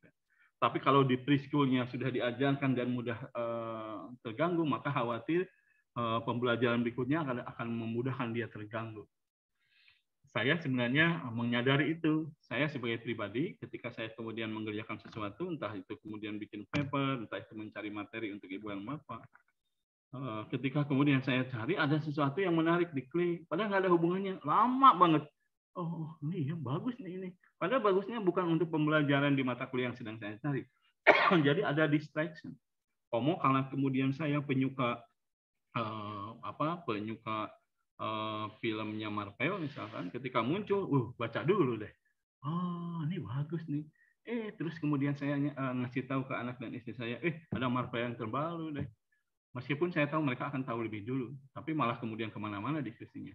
Ketika sudah selesai, saya balik lagi. Tadi sampai kemana ya? Itu distraction bagi kita yang kemudian tidak lagi anak-anak, tapi kita tetap mantan pemuda idaman, tapi tetap aja bisa distraction gitu ya.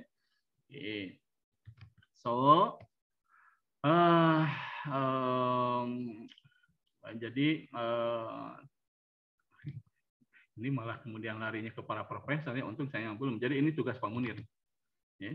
Jadi tugas dari Pak Munir lah, profesor, gitu, untuk ngasih tahu nih ke siswa atau ke mahasiswa tentang kesalahpahaman mereka yang membawa kita ke perilaku belajar yang disfungsional, disfungsi. Tugas guru lah juga, nah ini Pak Syabdoni dan kawan-kawan, untuk mengetahui temuan ini dan berhati-hati menggunakan IT di kelas. Ya.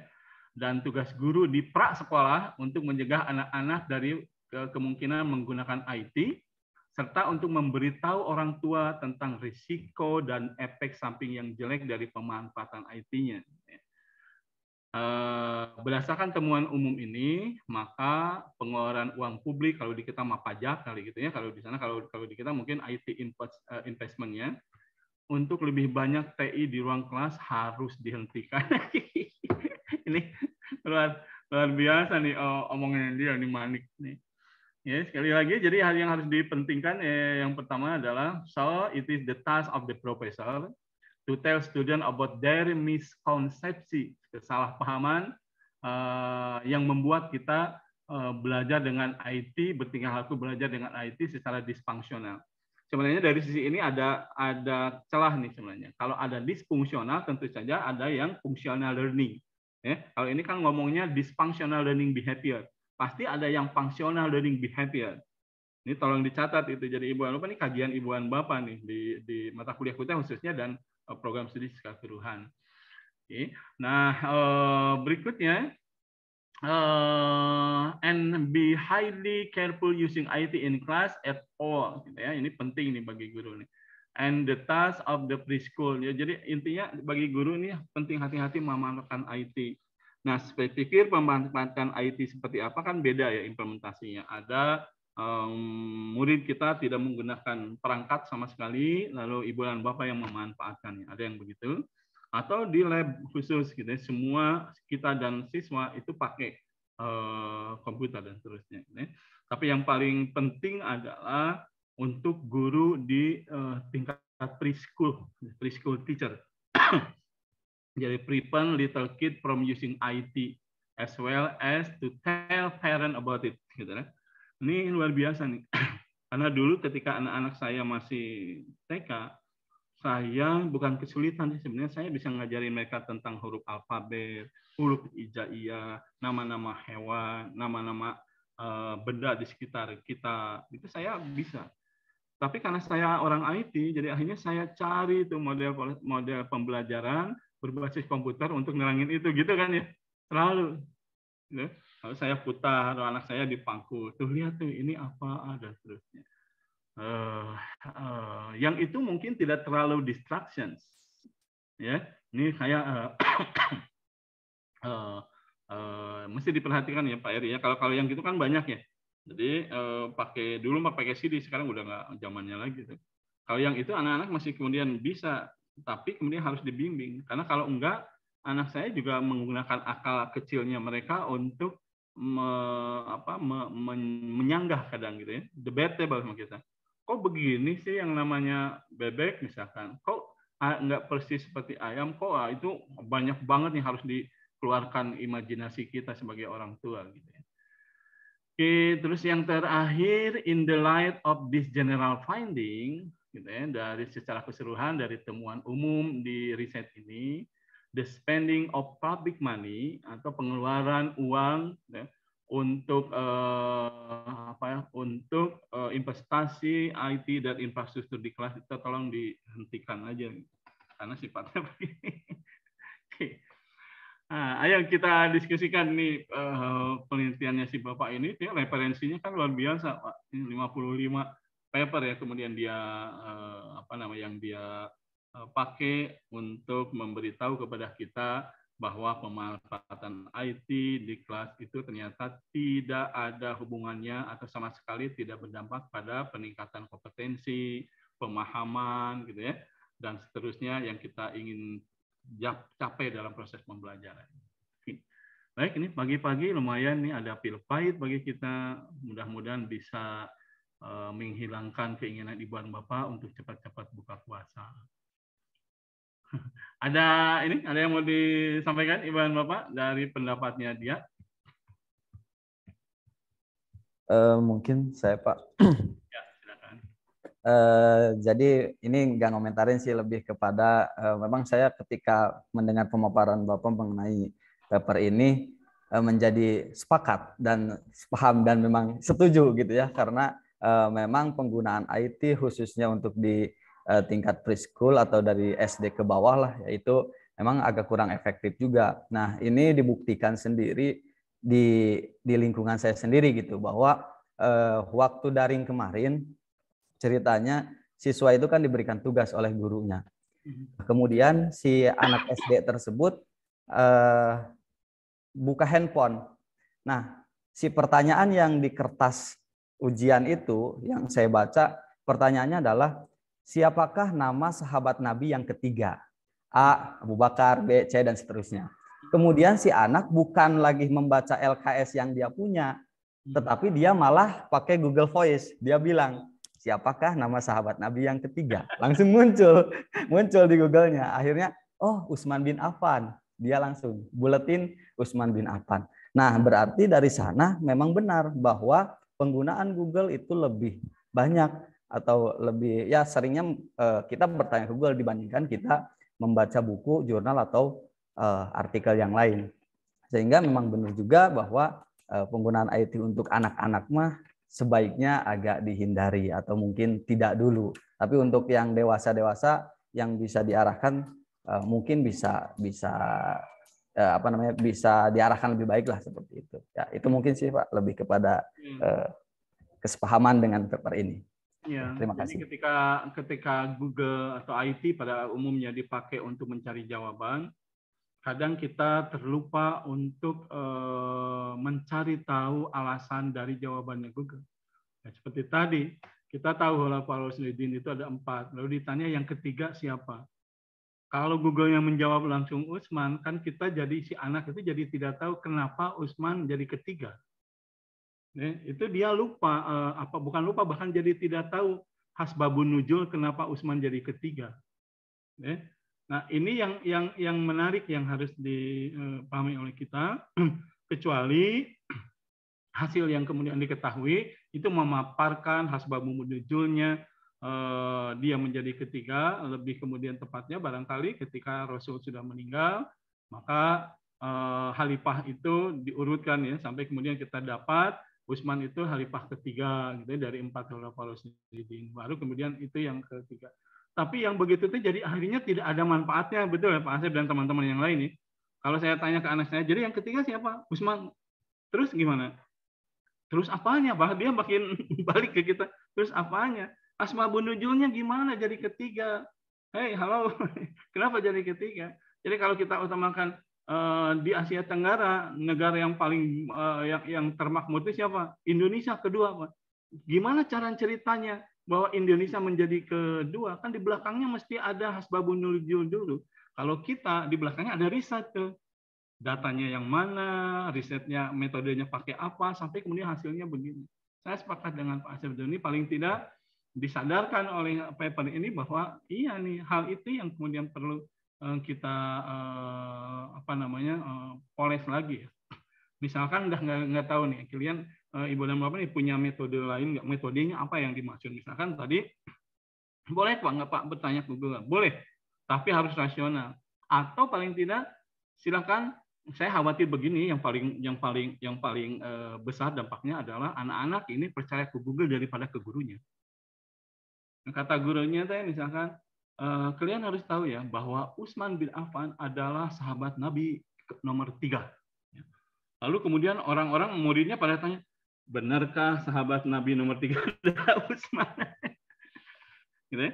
Lebih baik ya seperti tadi misalnya, coba cari di Google seperti apa. Benar nggak kata Google nomor 3? Benar. Oke, nah sekarang Bapak mau menjelaskan kenapa dia di ketiga. Gitu ya. Yang satu siapa, yang kedua siapa, yang keempat siapa. Mungkin bisa ini pembelajaran di kelas yang memanfaatkan IT, Ibu dan Bapak mengarahkan mereka mencari silakan IT, lalu kita diskusikan. Jadi tidak putus begitu aja. Terima kasih Pak Sudani. Silakan. Yang lain yang ada yang mau memberikan tanggapan terhadap paper ini? Sayangnya orangnya nggak ada ya. Kalau ada ramai ini kali ini. Ayo silakan. Ada yang mau menyampaikan pendapatnya? Saya Pak. Enggak, silakan Pak Suratno. Saya ini nyoroti yang pertama yang distraction Pak. Kalau distraction di classroom hanya welan aja udah buat distraction gitu. Gimana kalau misalnya sekarang dengan teknologi yang sekarang ada smart classroom gitu Pak. Yang kemarin terakhir saya lihat di berita itu Cina memberikan bantuan sebanyak berapa juta itu untuk Indonesia untuk infrastruktur smart classroom. Sedangkan di situ di smart room itu akan ada sensor banyak gitu kan, mungkin ada kamera di situ. Itu mungkin akan lebih banyak menimbulkan distraction buat anak-anak gitu ya. Iya. Terus kemudian yang saya di sini Pak, di Cirebon, ketika pandemi itu pemerintah daerah itu kan tadi disebutkan di paper ini, jangan cepat-cepat mengeluarkan dana banyak gitu untuk ini. Itu pemerintahnya untuk tingkat SD dan SMP itu setiap sekolah diberikan satu smartboard yang ukuran cukup besar gitu Pak. Kemudian dengan 4 kamera yang untuk dipakai untuk live streaming ketika masa pandemi kemarin. Itu kan antara paper ini dengan yang kita di Indonesia ini agak bertolak belakang gitu Pak ya, apa penerapannya gitu. Kita buru-buru untuk penerapan IT di kelas-kelas itu di sekolah, sedangkan menurut paper ini ya tidak begitu gitu. Mungkin itu yang jadi saya soroti Pak. Ya, bagus Pak Saladna, betul.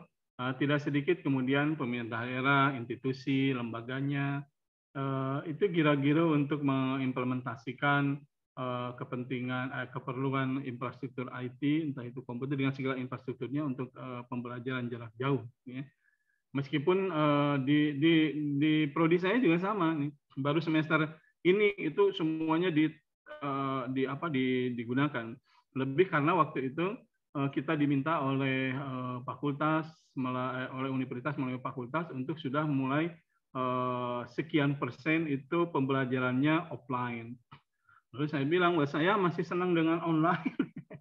Kenapa saya investasi ini secara pribadi untuk online gitu ya? Saya beli kamera, beli perangkat audio dan seterusnya. Lalu akhirnya muncul hybrid. Gimana kalau kita hybrid kan? Oke, silakan diimplementasikan.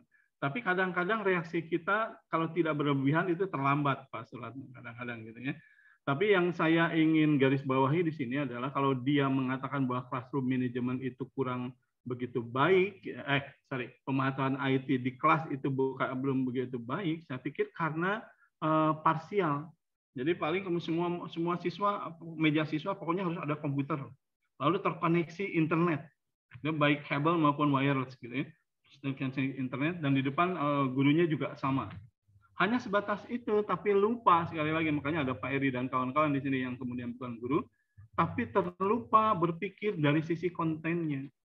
Ya, boleh saya ceritakan dulu beberapa tahun yang lalu ketika kemudian saya masuk ke sekolah anak saya di salah satu SMP ternama di Bandung.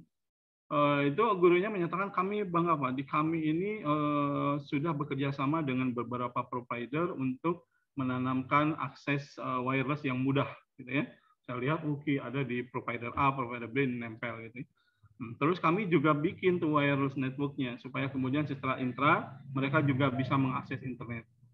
Lalu saya nyeletuk di rapat orang tua itu. Itu sisi baiknya bagi siswa dan bagi anak saya itu apa ya Pak? Ya itu penting Pak supaya mereka bisa mengakses internet. Internet yang mana ya? Sampai keki itu gurunya yang ngomongnya.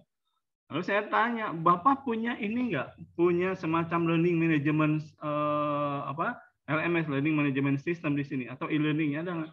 Nah itu belum kita akan bangun itu. Berapa lama kira-kira? Jangan-jangan anak saya lulus baru kemudian aplikasi itu ada. Di 3 tahun itu sia-sia. Karena ketika saya lihat itu handphone sama laptop, handphone terutama anak-anak sekolah ini benar mau banyak yang akses internet. Tapi kebanyakan yang biru-biru, kalau nggak Twitter, Facebook dulu.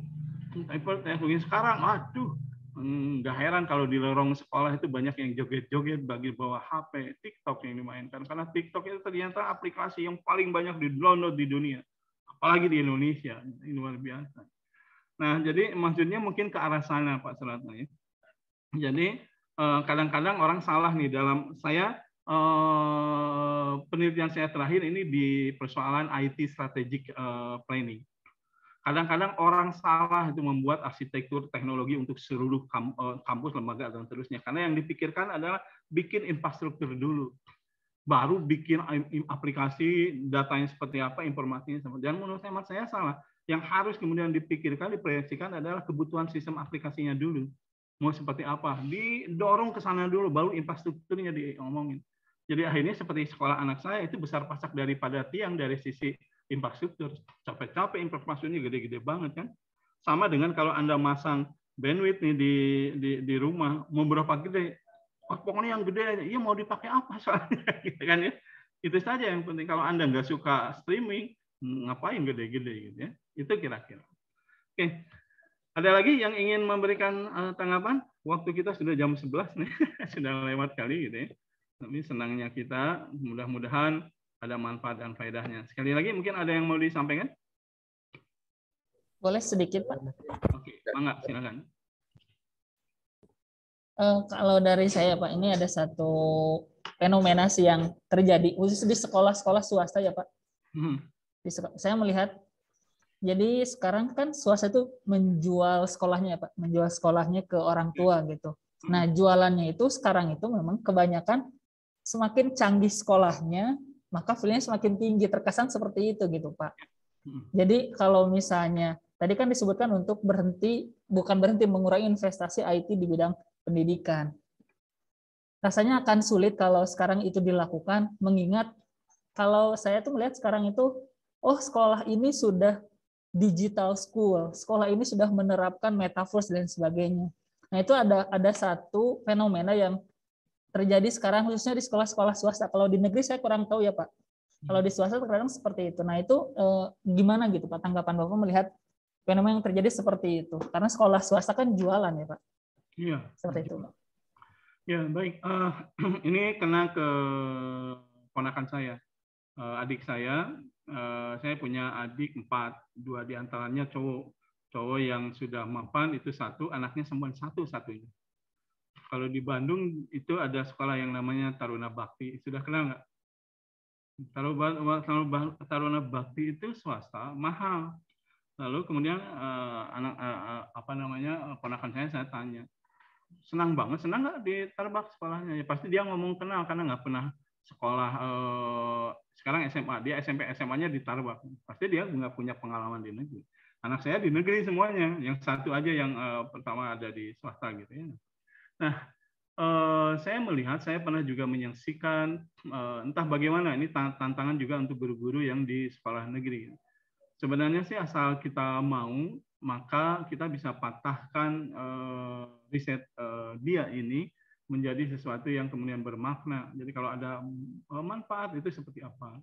Saya pernah menyaksikan dengan mata kepala saya sendiri, waktu kemudian saya konferensi, kalau nggak salah di Bali waktu itu, tentang pendidikan jarak jauh sebenarnya dulu jauh sebelum pandemi. Saya menyaksikan salah seorang guru dari sekolah swasta favorit, gitu ya, Alesius dia sebenarnya, perempuan, belum apa-apa dia sudah menggunakan aduh ya Allah, virtual reality, augmented reality. Sudah pakai augmented reality. Dulu itu kemudian belum banyak banget pakai augmented reality. Sementara yang lain presentasi papernya masih seperti biasa lah. Pembuktian bahwa pembelajaran berbasis IT itu bagus dan seterusnya, tapi melalui pembuatan media ajar berbasis game, adventure dan seterusnya lah. Nah, yang ini enggak, dia presentasi di depan kita juga membagikan semua alatnya, lalu kemudian kita melihat cara dia mengajar kimia dengan menggunakan augmented reality. Asik banget. Saya waktu sekolah belajar kimia itu sebel banget lihat gurunya nulisin karakter atau formula dan seterusnya atau gambar dan seterusnya. Ternyata sebelnya saya malah di dosa saya gitu, malah anak saya malah sekarang kuliah di kimia. Nah, ini lebih menggampangkan. Wah, asik banget nih, benar bisa begitu. Ini luar biasa dia pemanfaatannya. Ya, yang satu lagi dia pakai virtual laboratorium. Jadi dia lebih ke mempelajari elektro, bagaimana solder ini dengan itu dan seterusnya. Lalu kemudian dia menyampaikan pentingnya pemanfaatan ini dari sisi keamanan. Saya boleh tampilkan, misalkan saya akan nyambungkan komponen ini dengan komponen ini, lalu saya sampaikan bahwa ini secara teori nggak boleh karena ini pasti terjadi kebakaran. Oke, sekarang kita sambungkan ya. Secara virtual disambung dan benar terjadi kebakaran. Bagaimana kalau ini terjadi di hadapan siswa kita di laboratorium, lalu kemudian guru dan pendampingnya lagi tidak ada. Ini chaos mesti, luar biasa. Dan itu sudah terjadi oleh mereka. Nah, saya percaya juga dengan kalau kemudian ngomong soal sekolah yang mendagangkan dalam tanda kutip sekolahnya dengan berbasis IT dan studi, ini memang terjadi, Pak Erik. Saya paham banget nih, di Bandung juga ada universitas besar ngomong soal itunya aja. Padahal saya pernah ngajar di sana juga tidak terlalu bagus. Tapi kalau sekolah menengah, SMP, SMA, lalu kemudian dijual dengan berbasis IT, itu benar adanya tuh. Karena ini buktinya saya ponakan saya di Talabakan. Gimana sih sekarang secara pandemi itu yang namanya hybrid learning itu benar-benar diimplementasi sama mereka. Kenapa begitu? Karena mereka paham, karena mereka swasta, suatu saat mungkin bisa gulung tikar kalau peminatnya tidak ada. Ke sana nantinya. Tapi kalau di akhir tahun mereka seiring juga dengan memberitahu ke masyarakat bahwa lulusan mereka yang diterima di perguruan tinggi negeri, kan jadi lucu kan. Akhirnya ini menjadi salah satu dagangan mereka. Tapi bahwa mereka memanfaatkan IT dan itu menjadi jargon, itu benar, Pak Erik. Beberapa kampus juga, kampus swasta yang paling terbaik di Indonesia itu ada 3. Yang pertama itu Ubinus. Yang kedua TELU. Anak saya di TELU. Saya tahu banget di TELU itu dagangannya adalah teknologi. Teknologi. Jadi orang tahu banget. Saya juga lihat, wah ini layanan IT-nya. Saya dapat informasi pakai SMS lewat dari sistemnya. Lalu kemudian ada URL untuk klik, akses saya orang tua ke sistem untuk melihat progres anak saya. Ketika di load, tampilannya lengkap, berikut dashboardnya ada. Itu bukti saja bagi orang tua kan ya gitu ya. Kalau itu saja bisa disampaikan oleh mereka, bayangin pasti well-defined proven operation berbasis IT di belakangnya. Back-end-nya pasti banyak. Kalau front-end-nya bisa begitu, pasti back-end-nya banyak. Dan saya akhirnya percaya kalau kemudian begitu.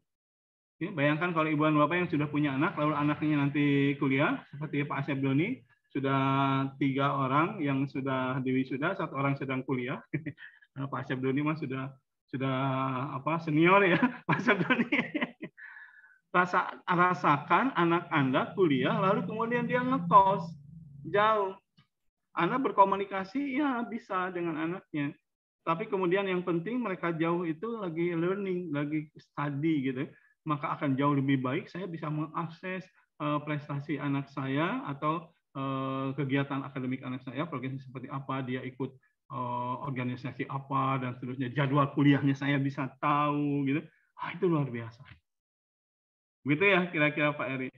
Sehingga beberapa software house, terutama untuk yang berorientasi di pendidikan, itu akan lebih mudah diterima pikirannya di sekolah-sekolah swasta, tapi bersaing dengan yang lain. Gitu ya, Ibu Bapak ya.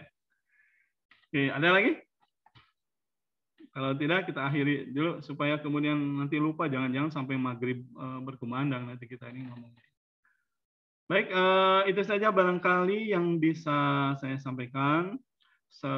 Paper ini akan saya kirim ke Bu Olyan ya, Bu Olyan, mudah-mudahan monitor.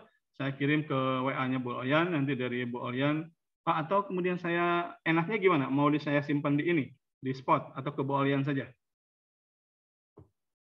Dua-duanya aja gitu ya. Dua-duanya saya sampaikan. Mohon tidak dibaca ulang juga tidak apa-apa, tapi kalian simpan sebagai pembuktian bahwa ada ahli yang kemudian menyampaikan begini berdasarkan risetnya. Kita hanya kemudian diminta untuk membalikkan pendapatnya dia, sampai kemudian kita mengetahui bahwa dampak pemanfaatan IT itu kemudian penting untuk learning process dan administrasi pendidikan. Kenapa begitu? Ibu dan Bapak di akhir tesisnya itu akan membuat model, produk, atau apapun yang terkait dengan pemanfaatan IT di bidang pendidikan dan learning process. Nah, ininya yang harus jadi basis perhatian, saya pikir, untuk Ibu dan Bapak. Jadi mudah-mudahan ada manfaat dan faedahnya hari ini. Mohon maaf atas kekurangan. Selamat berbuka nanti maghrib. Ya, demikian. Assalamualaikum warahmatullahi wabarakatuh. Waalaikumsalam warahmatullahi wabarakatuh. Assalamualaikum warahmatullahi wabarakatuh. Mohon Pak. Terima kasih Pak. Sama-sama.